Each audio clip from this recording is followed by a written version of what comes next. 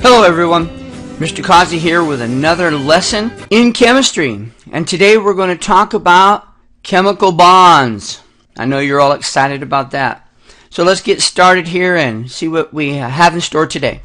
In order to understand chemical bonds, you must know some things. So we want to make sure that we understand the two basic rules of physics: valence electrons, Lewis dot symbols, the octet rule, oxidation numbers, and electronegativity.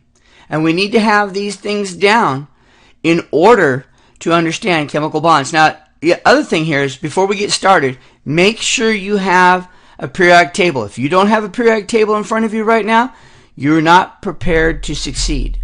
Get your periodic table and get ready to learn about chemical bonds. The two basic rules of physics are this: opposites attract and likes repel, and nature moves in the direction of least resistance, which means nature moves towards the lowest energy. We have these two ideas down in order to work with the octet rule.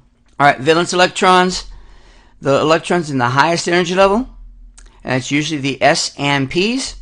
Electronegativity is the measure of an atom's ability to attract electrons to itself. And it increases as you go across, and it increases as you go up. Now remember, that doesn't include the noble gases. The noble gases right here, electronegativity is 0. They don't want to attract electrons. They don't want to give up electrons. They are good the way they are. They have their full octet or duet. What is chemical bonding? Chemical bonding is the process by which elements combine to form a compound. And a chemical bond is the electrostatic attractive forces between atoms strong enough for the atoms to act as a single unit. This attraction is created by the transferring or sharing of electrons. Now remember, in past lessons we've talked about electrons being the most important thing that we wanted to learn about the atomic model. And the reason we wanted to know about electrons is that it's electrons that determine the valence shells, and it's the electrons that determine the chemical bonding. And how elements come together and bond and form compounds is all dealing with the electron. We need to know about the electrons' ability to attract each other, and it's this transferring or sharing of electrons that's going to make the difference. And usually this involves the valence electrons. Two major chemical bonds. There's the ionic bond and the covalent bond. Those are the two major chemical bonds, and we need to learn about them. So the ionic bonds are created by the transferring of electrons. One atom gives up its electron to the other atom. Boom. And usually it's between a metal and a nonmetal, and they create ionic compounds. Example: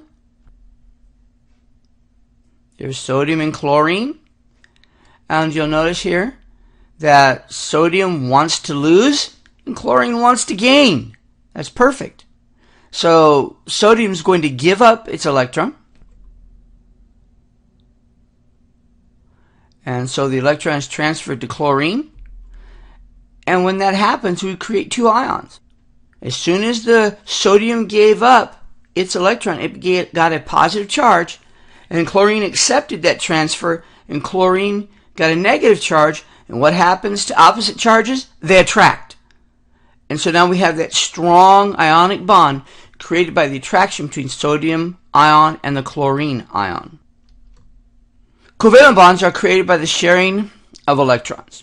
Now, it's not so much a transfer of electrons, but a sharing of the electrons between two atoms.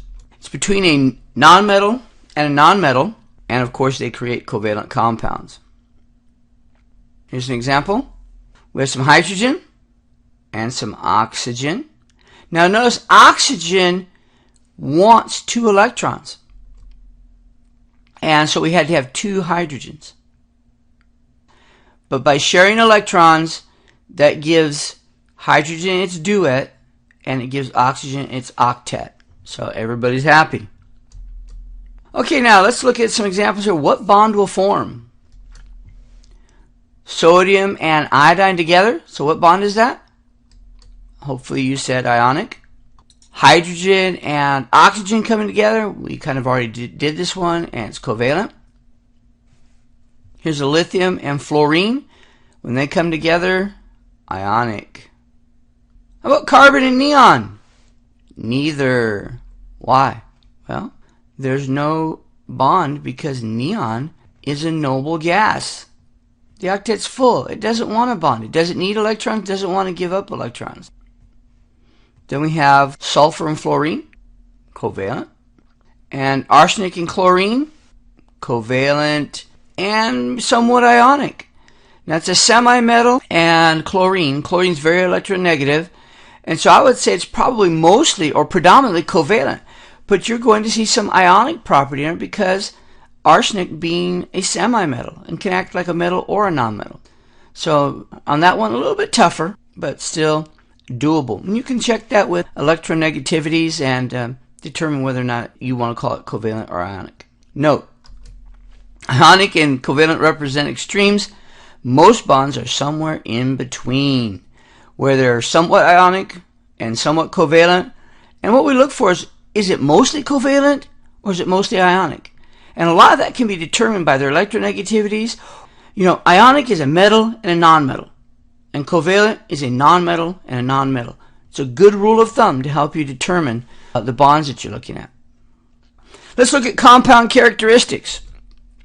Ionic compounds are between a metal and a nonmetal, have high melting points, they have high boiling points, are crystalline solids. And as far as I know, they're all crystalline solids. The ionic bond is so strong that they're all crystalline solids, are good conductors of electricity, and most are soluble in water. Water, being very polar, attracts ionic compounds, and most ionic compounds dissolve in water. Covalent compounds are between a nonmetal and a nonmetal, have low melting points, have high boiling points, can be gas, liquid, or solid, depending on what's bonding and how strong that attraction is going to be, are poor conductors of electricity, and as a whole, most are not soluble in water. Even though some covalent compounds are soluble in water, water is very polar.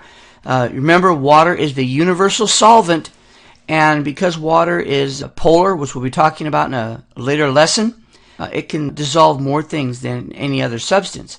But still, we consider most covalent compounds to be not soluble, especially your organic covalent compounds. All right, let's play Name That Bond. Da, da, da, da, da, da, da, da, da. What is the main bond?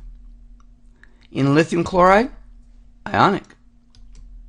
Carbon dioxide, covalent.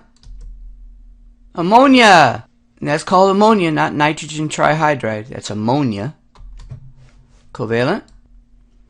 Calcium fluoride, ionic. Metal and a nonmetal. Magnesium phosphide, ionic. CH4, methane, organic compound, covalent. And SF2, covalent. All right. Why is calcium fluoride ionic? Let's go over and check it out.